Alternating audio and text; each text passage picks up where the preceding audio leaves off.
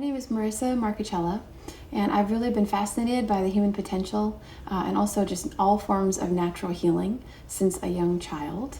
I had several serious autoimmune disorders as a little child, ranging in things from respiratory ailments to it's kind of like a version of a kidney failure. So in that illness, we saw a lot of alternative treatments, and that's kind of the basis of what I do today. Looking at herbs, all kinds of forms of natural healing. So anything varying from herbs to traditional Chinese medicine to Ayurvedic medicine, aromatherapy, touch, for healing, and ultimately our nutrition and our mindset. So you said it was lung and kidney, Yes. right? Yeah. So what did you find to help you with those issues? Well, honestly, I found, well, I guess I'll go back to the very beginning.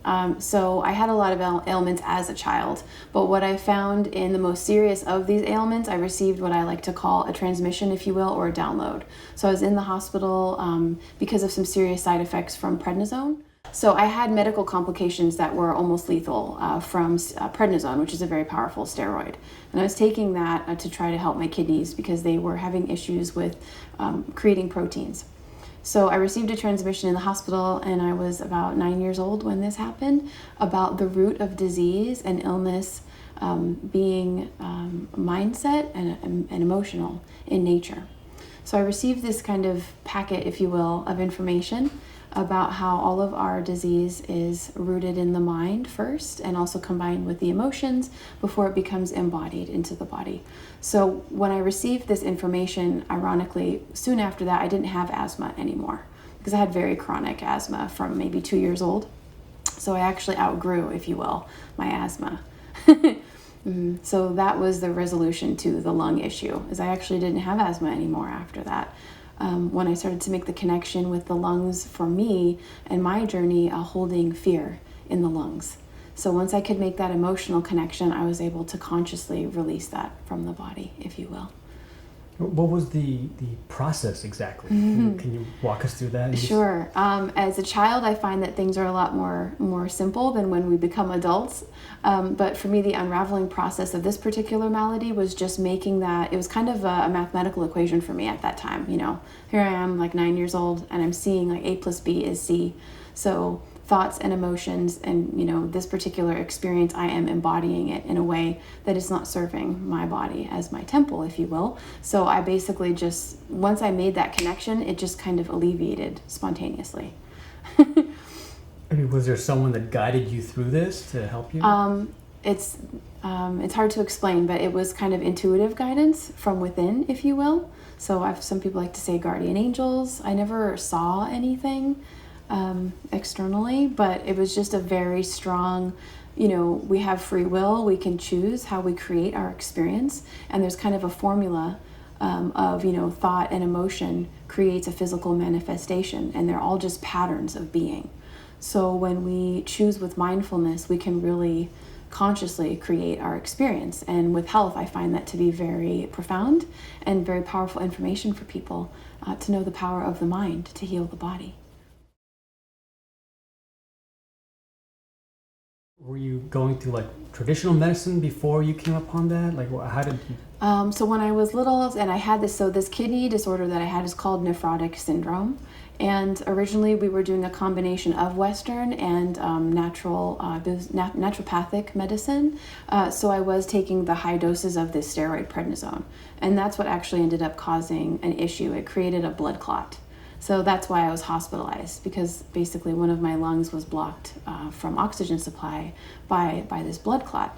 But in tandem with taking this medication until it got to this dire of a situation, because I was taking mega doses of prednisone for about 1.5 years until it got to this point.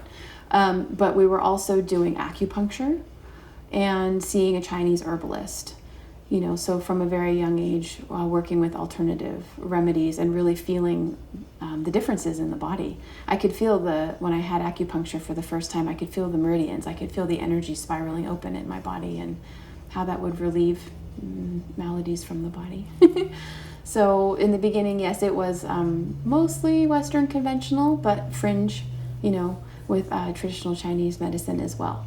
Because I grew up on the big island of Hawaii, so we were lucky at that point in time. These things were still relatively new to mainstream, relatively. So we had a lot of really neat practitioners locally that we were able to seek help from. Yeah.